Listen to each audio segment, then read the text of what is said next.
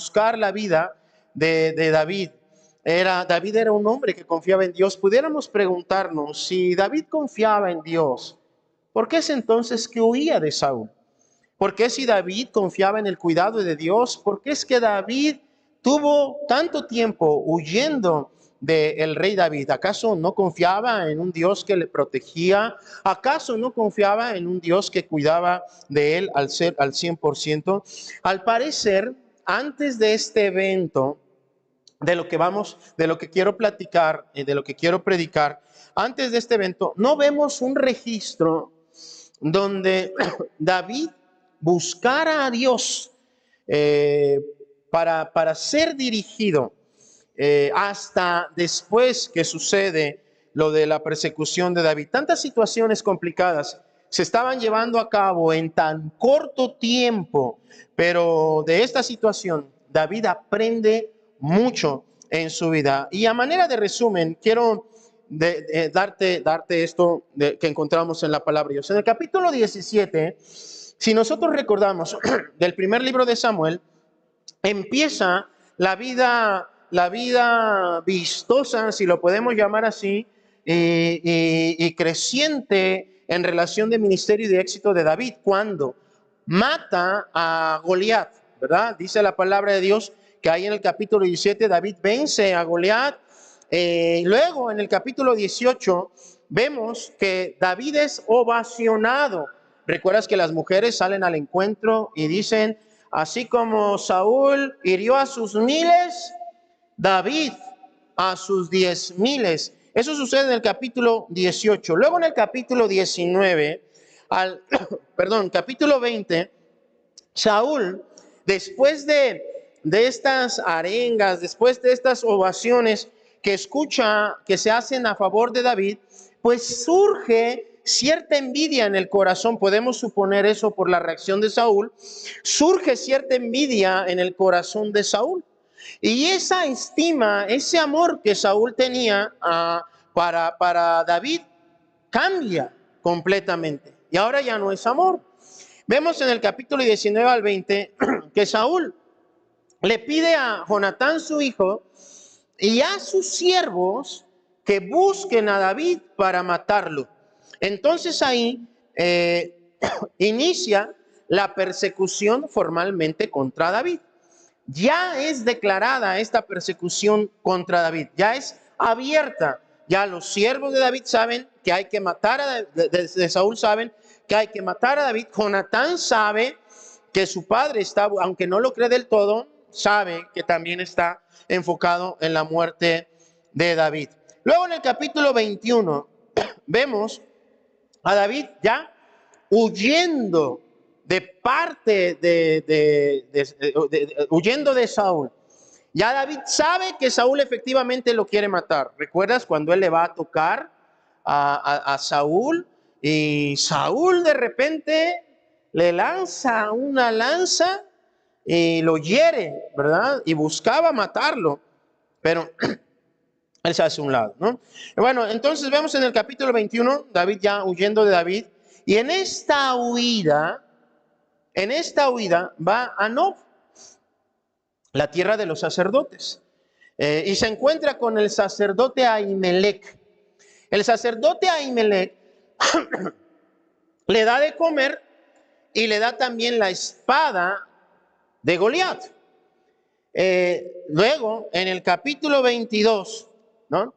Bueno, mientras está ahí en ese lugar, va, después de tomar la espada de Goliat, se va en el capítulo 22, dije el capítulo 22, ¿verdad? Capítulo 22 se va a la cueva de Adulam. ¿Recuerdas? Ahí en la cueva de Adulam, donde se junta su familia con él y se junta otro grupo de hombres que dice la palabra de Dios que eran los endeudados, que eran los afligidos y que eran, ya se me olvidó, endeudados, afligidos y no recuerdo, era otro grupo de hombres. ¿A la amargura de espíritu?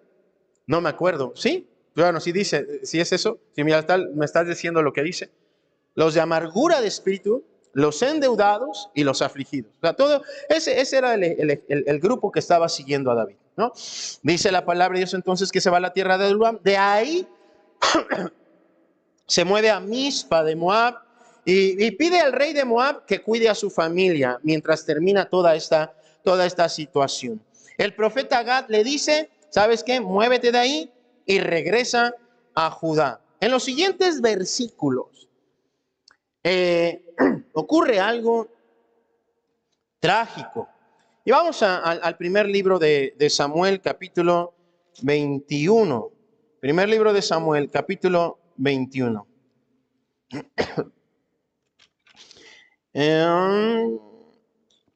¿Ya estás ahí, hermano?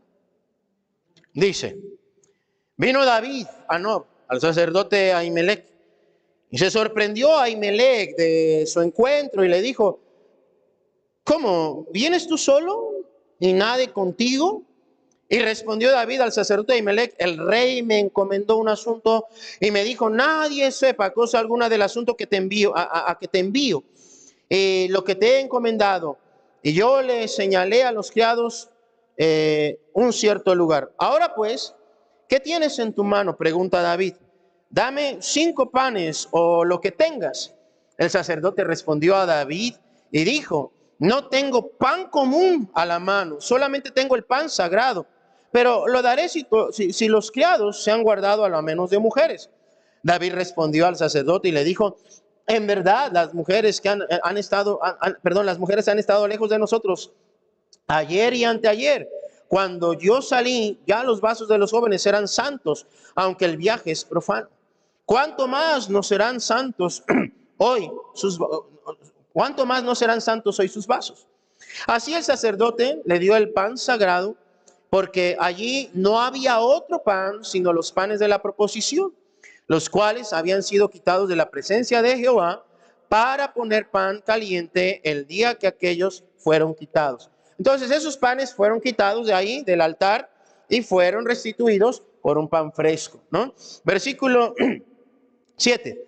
Y estaba ahí estaba allí, aquel día, detenido delante de Jehová, uno de los siervos de Saúl, cuyo nombre era Doeg, no se te olvide de Edomita, el principal de los pastores de Saúl. David dijo a Ahimelech, ¿no tienes aquí a mano lanza o espada? Porque no tomé en mi mano mi espada ni mis armas, por cuanto la orden del rey era apremiante.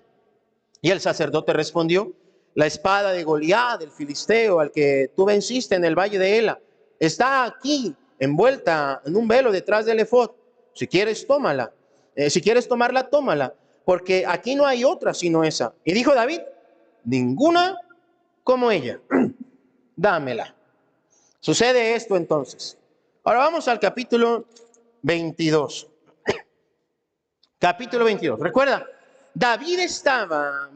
Saúl estaba buscando la muerte de David. De cualquier manera la estaba buscando. Y vemos en la historia que manda a los siervos de Saúl, los manda a custodiar, a rodear la casa de David, para que cuando salga en la mañana lo maten. Luego vemos que pues llegan los siervos de Saúl con Saúl y le dicen, ¿sabes qué? No ha salido, parece que está dormido, parece que está enfermo. ¿Sabes qué? Regrésate, tráemelo con toda su cama para que yo mismo lo mate. O sea, la intención de Saúl era real y en cuanto él tuviera la oportunidad iba a matar a David. Vemos el capítulo 23 que está relacionado con lo que leímos en el capítulo 21.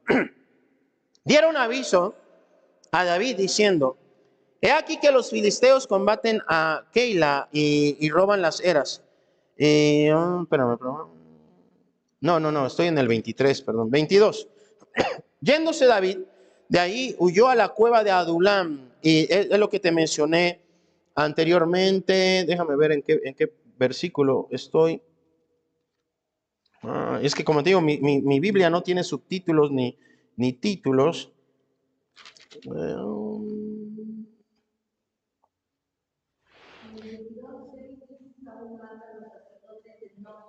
Gracias. Ahí, hermana. 22:6. Oyó Saúl que se sabía de David y de los que estaban con él. Y Saúl estaba sentado en Gaba, debajo de un tamarisco sobre un alto, y tenía su lanza en su mano, y todos sus siervos estaban alrededor de él. Y dijo Saúl a sus siervos que estaban alrededor de él: oíd ahora, hijos de Benjamín. ¿Qué dice, hermano? Fíjate, aquí vemos al Saúl psicótico y paranoico. Y vas a ver cómo lo que, y te digo que psicótico y paranoico, por lo que expresa Saúl. Velo con detenimiento. Y versículo 7. Y dijo Saúl a sus siervos que estaban alrededor de él: oíd ahora, hijos de Benjamín. ¿Qué os dará? ¿Os dará, también a todos vosotros el hijo de Isaí tierras y viñas? ¿Y os hará a todos vosotros jefes de familiares y jefes de centenas? Para que todos vosotros, ¿qué dice, hermano?, hayáis conspirado contra mí, y no haya quien me descubra al oído cómo mi hijo ha hecho alianza con el hijo de Isaí, ni alguno de vosotros que se duela de mí y me descubra cómo mi hijo ha levantado a mi siervo contra mí, para que me aceche tal como lo hace. Oye, hermano, esto no es real, ni nada parecido a la realidad. Por eso te digo que un psicótico y paranoico. Saúl estaba viendo cosas que no eran.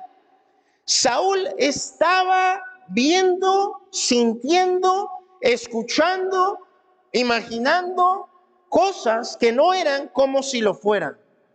Dice: ¿acaso ustedes se van a levantar igual que mi hijo se ha levantado y se ha unido con David para acechar mi vida como lo hace? Oye, hermano, ¿en qué momento David estaba acechando la vida de Saúl? En ningún momento. En ningún momento. Y dice la palabra de Dios, ¿dónde me quedé, hermano? En el 8, ¿verdad? Y luego aquí aparece el que estaba en Nob con el sacerdote Ahimelech, que dice la palabra de Dios, y estaba ahí Doeg, el edomita, ¿qué dice? Hasta esperando, ¿verdad? Parado delante de Jehová. Y dice: entonces Doeg, edomita, que era el principal de los siervos de Saúl, respondió y dijo: yo vi al hijo de Isaí que vino a Nob, a Ahimelech, hijo de Ahitob. Fíjate, hermano, lo que pasa cuando un psicótico paranoico se junta con un sádico. Ve lo que pasa. Versículo 11. Y el rey envió por el sacerdote Ahimelech, hijo de Ahitob, y por toda la casa de su padre, y los sacerdotes que estaban en Nob, y todos vinieron. ¿Qué dice, hermano? Y todos vinieron al rey. Y Saúl le dijo: oye ahora, hijo de Ahitob. Y él le dijo: heme aquí, señor mío. Y le dijo Saúl: ¿por qué habéis conspirado contra mí? Fíjate, hermano, otra vez está viendo cosas que no son reales. ¿Por qué habéis conspirado contra mí, tú y el hijo de Isaí, cuando le pediste pan y espada? ¿Y qué dice, hermano? Y consultaste por él a Dios para que se levantase contra mí y me acechase como lo hace. Hermano, ¿esto era real? Esto no era real.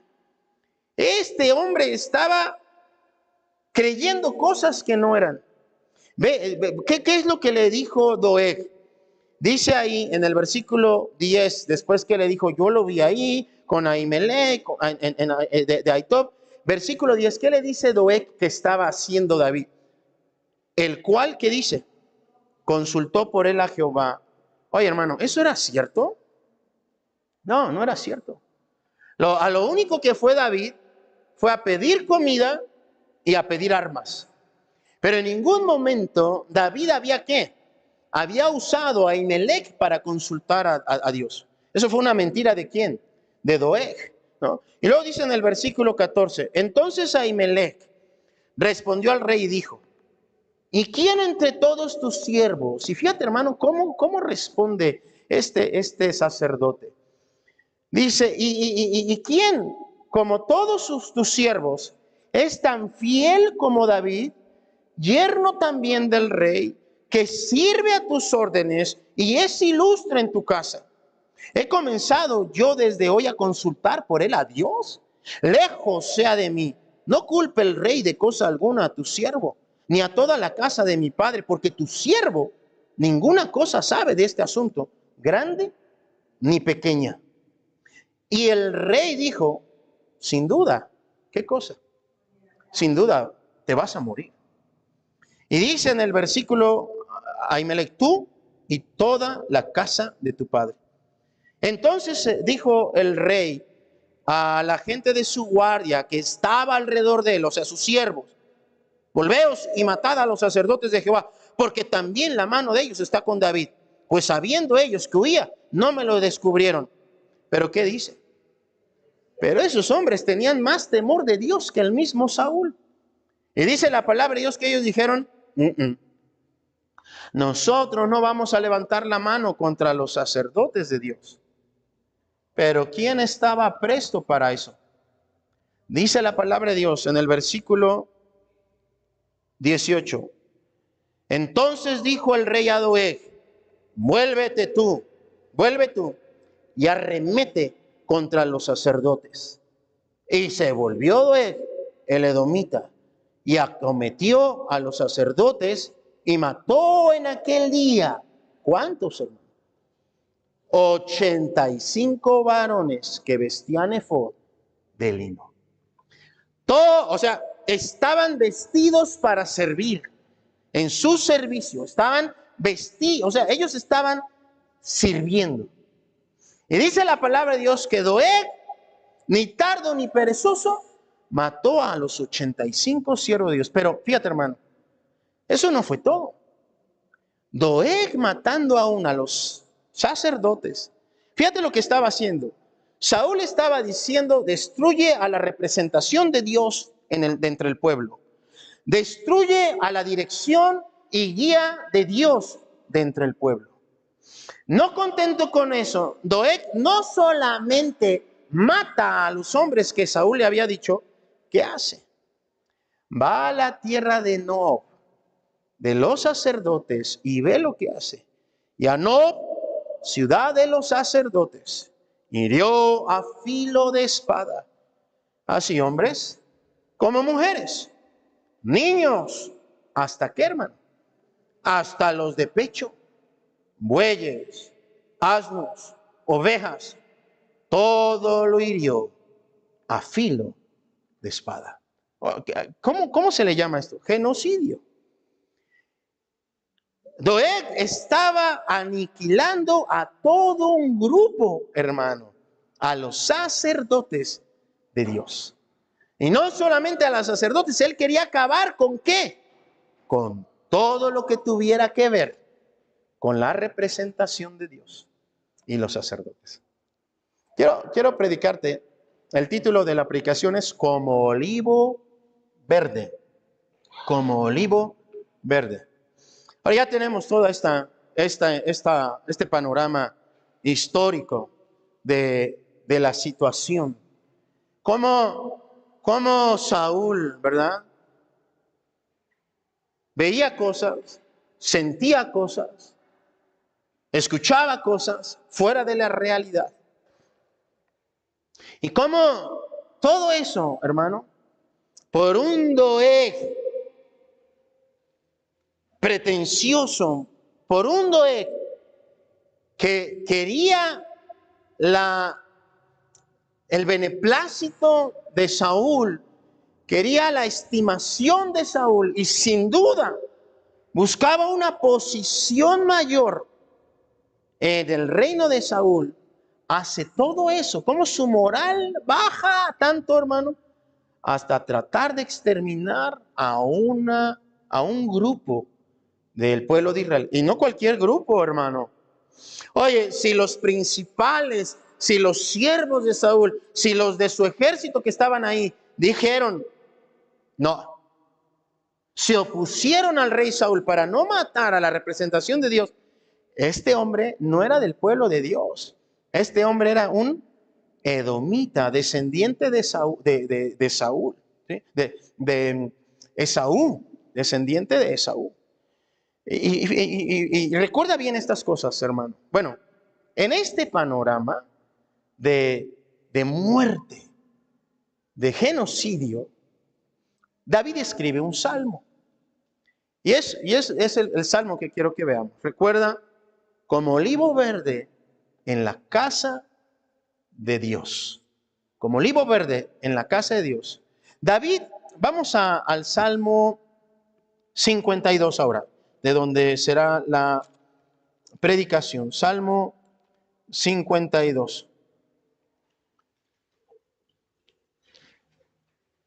Salmo 52.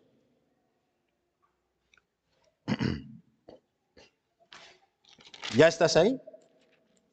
Dice la palabra de Dios. ¿Por qué te jactas de maldad? Bueno, lee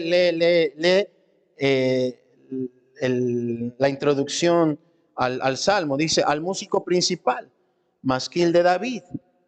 ¿Qué dice? Cuando vino Doeg, edomita, y dio cuenta a Saúl diciéndole, David ha venido a casa de Ahimelech. ¿Qué dice? Con esto en mente, David escribe este salmo. Con esta escena y estos recuerdos de la situación del encuentro con Ahimelech, de la situación con Doeg, del genocidio que acaba de pasar, David escribe este salmo. No sabemos si fue el mismo día, no sabemos si fue una semana después, no sabemos si fue un mes después o años después. Pero David tiene en mente esta situación. ¿Y qué dice? ¿Por qué te jactas de maldad, oh poderoso? La misericordia de Dios es continua. Agravios, maquina tu lengua.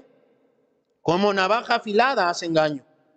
Amaste el mal más que la verdad y la mentira, más que el bien, y la mentira más que la verdad. Has amado toda suerte de palabras perniciosas, engañosa lengua. Por tanto, Dios te destruirá para siempre, te asolará y te arrancará de tu morada, te desarraigará de la tierra de los vivientes. Verán los justos y temerán, se reirán de él diciendo, he aquí el hombre que no puso a Dios por su fortaleza, sino que se confió en la multitud de sus riquezas y se mantuvo en su maldad. Pero yo estoy como olivo verde en la casa de Dios. En la misericordia de Dios confío eternamente y para siempre. Te alabaré para siempre porque lo has hecho así. Y esperaré en tu nombre porque es bueno delante de tus santos. Este salmo lo escribe David teniendo en mente la situación que había experimentado. David nos hace saber a través de este salmo que mientras haya algunos que confían en su maldad, que confían en su poder, que confían en su riqueza, en su posición, en su proceder maligno, hay otros que confían en la misericordia de Dios. Y aunque el proceder malvado, hermano, puede rendir frutos inmediatos, dice David, Dios siempre traerá justicia. Dios es justo. No sabemos, como te digo, cuándo escribió David este salmo, pero lo escribe pensando en esto.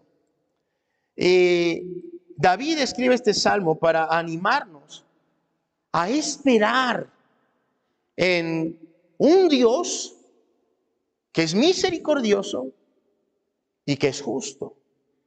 A veces, hermano, hay tantas injusticias, ¿no?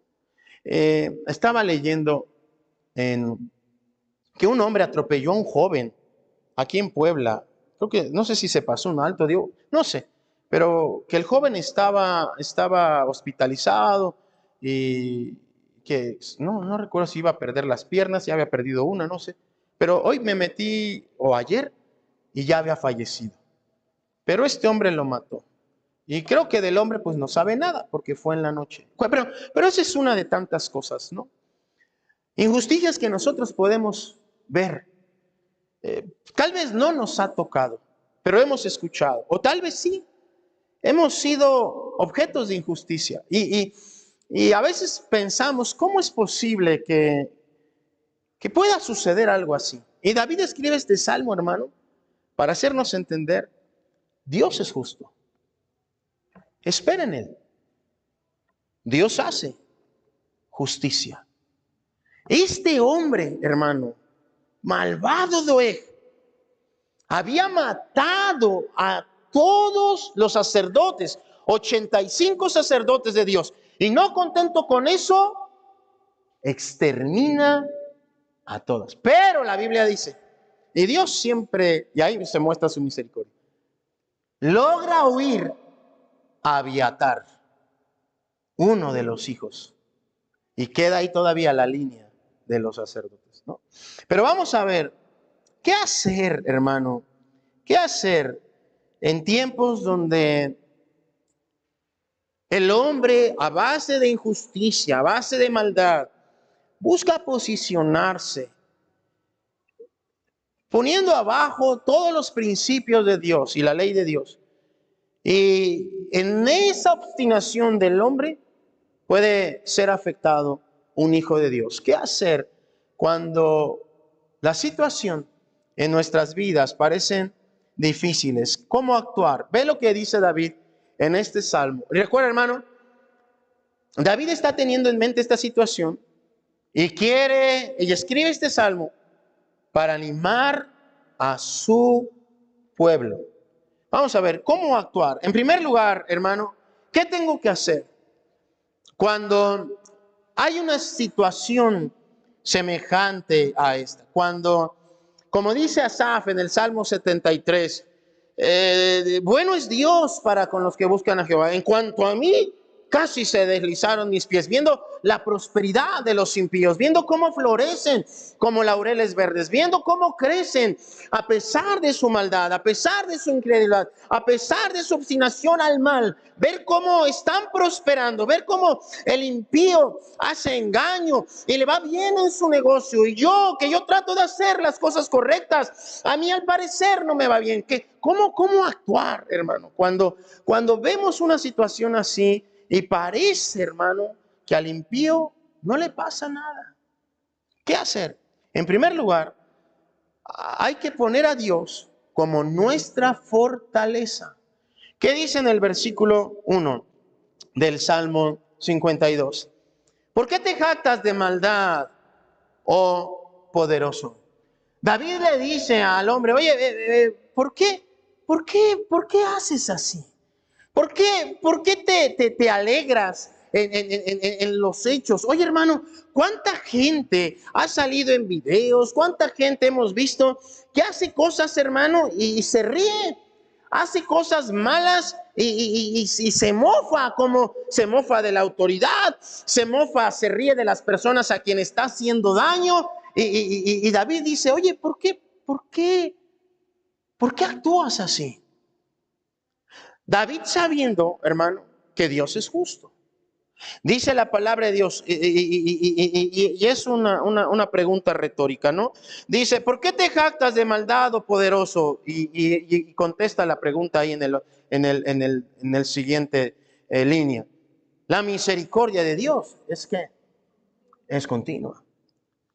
Le dice, oye, ¿por qué te gozas en hacer el mal? ¿Por qué te gozas en hacer lo incorrecto? ¿Por qué te gozas en aplicar injusticia? Dios es siempre bueno, dice David. Eso no va a cambiar. Dios es misericordioso. Y hermano, ¿qué tenemos que hacer? Pues en primer lugar, tú y yo debemos de tener como fortaleza a Dios. En contraste con el malo, que ama la mentira en lugar de la verdad, que ama la maldad en lugar del bien. Y Doeg, al parecer, como te decía, estaba tratando de quedar bien con el rey Saúl. Nadie quería matar a los sacerdotes de Dios, pero Doeg lo hace sin ningún reparo, sin tener conciencia de lo que va a hacer. Él lo hace, seguramente quería quedar bien con Saúl, quería posicionarse, quería tener más autoridad, aunque ya la tenía, quería tener más autoridad. Él busca ser estimado entonces por David. Trata de hacer su fortaleza en el hombre. Trata de hacer su fortaleza en lo perecedero, hermano. Pero dice la palabra de Dios, bienaventurado. Ve lo que dice en el 52, en versículo 7. He aquí el hombre que no puso a Dios. ¿Qué dice, hermano? ¿Por su qué? Por su fortaleza. David dice, tu fortaleza debe de ser Dios, tu confianza debe de ser Dios. Y mira, hermano, aunque la situación parezca injusta, aunque a lo mejor tú veas que el hombre de mal, el hombre impío, le va bien, y al hombre impío no le pasa nada. Y hermano, híjole, y es que a veces decimos, ¿cómo es posible que no les haga nada viendo lo que están haciendo? ¿Verdad? Viendo lo que están haciendo. Y uno dice, híjole, qué injusticia. Oh, que tu fortaleza sea Dios. Dice la palabra de Dios, la misericordia de Dios es para siempre. Como te decía, Asaf en el Salmo 73 dice, en cuanto a mí casi se resbalaron mis pies al considerar al hombre impío. Hermano, no te desanimes. Si tú ves injusticias en una situación, en tu propia vida, tú sigue confiando en Dios como tu fortaleza. Dios, dice la palabra, la misericordia de Dios es continua. Y número 2, confía en la misericordia de Dios. Mantente en su presencia, cerca de Él, confiando en su misericordia. Ve el contraste que hace David entre el hombre malo, el hombre impío, entre Doeg y aquel que confía en Dios. Ve lo que dice en el versículo 5. Por tanto, Dios, ¿qué dice? Dios te destruirá para siempre. Te asolará y te ¿qué? Te arrancará y te desarraigará, verso 5, de la tierra de los vivientes. David usa, ve estos verbos. Por tanto, Dios, ¿qué dice? Destruirá, arrancará, desarraigará. Dice la palabra de Dios. Ahora, fíjate, hermano, David está confiando en la misericordia de Dios. Dice, por tanto, Dios te va a destruir, Dios te va a arrancar, Dios te va a desarraigar, dice la palabra de Dios. ¿Y con qué lo contrasta? Ve lo que dice en el versículo 7. He aquí el hombre que no puso a Dios por su fortaleza, sino que confió en la multitud de sus riquezas y se mantuvo en su maldad. Pero yo estoy, ¿qué dice, hermano? Como olivo verde en la casa de Dios. En la misericordia de Dios confío. Ve estos contrastes, hermano. Él dice del impío, del malo, de Doeg, Dios lo va a destruir, Dios lo va a arrancar, Dios lo va ¿qué? A desarraigar. Pero del que confía en la misericordia de Dios dice, yo estoy como olivo verde en la casa de Dios. Fíjate, hay características del olivo verde. ¿Qué dice David? Dice, pero yo como olivo verde, ¿en dónde? En la casa de Dios. O sea, David hace esta representación de aquel que está cerca de la presencia de Dios, que es como un ¿qué? Como un olivo verde. Oye, hermano, estos olivos verdes, si tú buscas olivo verde, ¿no? Te aparece y es muy interesante las características del olivo verde. ¿Cómo las podemos usar para compararlas con una vida que depende en cercanía a la misericordia de Dios? El olivo verde, hermano, es un árbol muy longevo. ¿Sabes que hay evidencias de árboles de olivos verdes que tienen de edad 4,000 años? Imagínate, hermano, 4,000 años un árbol. Y esto nos habla, hermano, de la seguridad que tenemos en Dios, los que confiamos en su misericordia. Un olivo verde también, dicen, no recuerdo el tipo de árbol que es, pero una de las características del olivo verde es que toda su vida tiene hojas. Toda su vida tiene hojas. No hay momento en el tiempo ni en la vida de este árbol que pierda sus hojas. Todo el tiempo tiene hojas. ¿Qué dice en el Salmo 1? Será como árbol plantado junto a corrientes de agua que da su fruto, su tiempo. ¿Y su qué? Y su hoja no cae. Esto habla, hermano, de estar cerca de Dios, hermano. Y las personas dicen que el árbol, el olivo verde, no pierde su hoja. Siempre siempre puede ser visto. Mide de altura, es considerado como un árbol mediano, y de altura puede medir de 10 metros a 15 metros. Aquí mide esto 4 metros, hermano. Ahora imagínate el doble, más del doble. Es un árbol que se puede ver. Tiene unas raíces, hermano, muy gruesas, que pues, para sostener este árbol tan grande, muy gruesas, y que aparte el grosor de estas raíces, no padece de agua este árbol, porque guarda en esas raíces toda agua para poder vivir. Oye, hermano, la misericordia, aquel que confía en la misericordia de Dios es igual. Tiene firmes raíces en la misericordia de Dios. Dice la palabra de Dios, en la misericordia de Dios confío. Oye, hermano, este Doeg se había levantado contra Dios y al parecer había tenido éxito, pero escapó uno de los sacerdotes, hermano, que es mencionado también en el Nuevo Testamento, ¿no? Y dice la palabra de Dios entonces ahí, que hay que esperar en la misericordia de Dios, hay que confiar en la misericordia de Dios. Pero también, número 3, ve lo que dice en los últimos versículos del Salmo 52, versículo 8. Salmo 52, 8. Pero yo estoy como olivo verde en la casa de Dios, en la misericordia de Dios. ¿Qué dice? Confío eternamente y para siempre. ¿Qué dice, hermano? Te alabaré para siempre. ¿Qué tengo que hacer, hermano, en situaciones semejantes? Alaba siempre a Dios. Alaba siempre a Dios. Fíjate, hermano, David estaba alabando a Dios antes que las cosas sucedieran. Recuerda, ve lo que dice en el versículo 5. ¿Qué dice? Por tanto, Dios, ¿qué? Te destruirá, te arrancará, te desarraigará. Dice, esto es lo que va a hacer Dios con el injusto. Esto es lo que va a hacer Dios con el malo. Esto es lo que va a hacer Dios con el que no puso a Dios por su misericordia. Esto es lo que va a hacer Dios con Doeg. Pero David está diciendo, esto es lo que va a hacer Dios. Pero no lo había hecho. Pero ve lo que dice en el versículo 7. Te alabaré para siempre. ¿Qué dice, hermano? Porque lo has hecho así. Oye, hermano, ¿ya lo había hecho? No. Pero David confía en un Dios justo. No sabe, David no sabe si lo iba a ver. Mira, qué interesante es, hermano, que Doeg no se vuelve a mencionar más en toda la Biblia. Doeg no se vuelve a mencionar más. Dice Doeg el edomita, ¿verdad?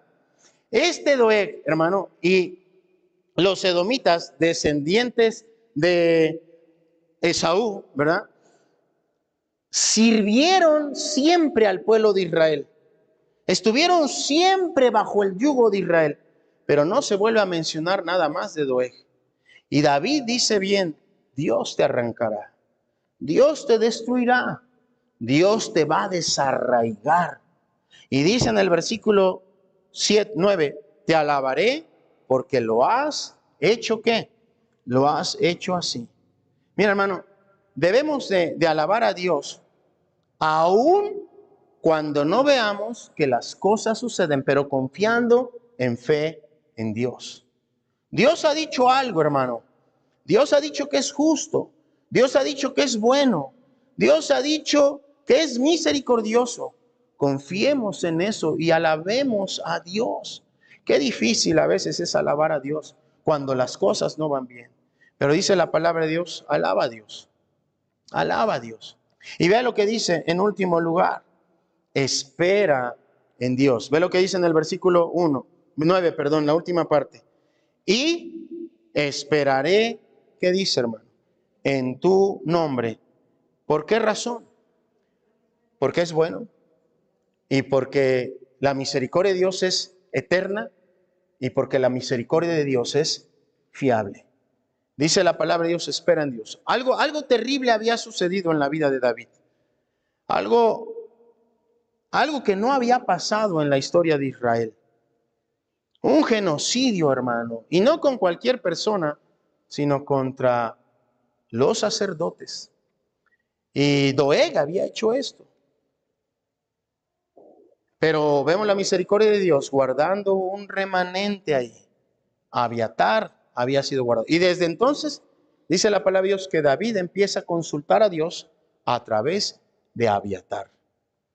Oye, hermano, David aprendió muchas cosas en situaciones tan complicadas.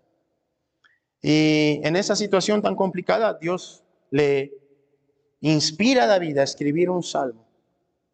Espera en Dios. Confía en Dios. A veces, hermano, parece que la vida no es justa, ¿no? A veces parece que el malo se sale con la suya. A veces parece que el malo no paga, que el malo no le va mal. David dice, Dios es justo. Confía en Dios. Que Él sea tu fortaleza. Confía en su misericordia. Confía y espera en Él. Dios es misericordioso. A veces, como te digo, es complicado ver cómo el impío, ¿verdad? Parece que le va bien, que no le va mal. Y la exclamación que oigo mucho es, ¿por qué yo? Si hago las cosas bien, me va mal. ¿Por qué yo? Si estoy tratando de hacer las cosas bien, ¿por qué Dios no me oye? No, hermano, Dios oye. Dios actúa. Dios es misericordioso. Y aunque no veamos, hermano, aunque no veamos, como David no lo veía, pero ¿él qué hace? Él cree por fe. Y él dice, así te va a ir, así te va a ir. Y confía en el último versículo 9, dice, porque lo has hecho así. Confía en Dios. Confía en Dios. Dios es bueno y es más que bueno, hermano. Vamos a orar, hermano. Señor, te damos gracias, Padre, porque eres un Dios misericordioso y eres nuestro Dios, Señor. Ayúdanos, Padre, a confiar en ti, en tu cuidado, en tu guía, en tu protección, Señor. A veces, Padre, las cosas no nos parecen justas. A veces, Señor, parece que al malo no le va mal, que al malo le va bien, que el malo prospera, que al malo no le pasa nada. Y eso puede traer desaliento a nuestra vida. Ayúdanos, Señor, como David, a confiar en ti, Señor, a pesar de las dificultades que se pueden ver en la vida. Bendice a mis hermanos, bendice el tiempo que sigue. Te lo pedimos en nombre de Cristo Jesús. Amén.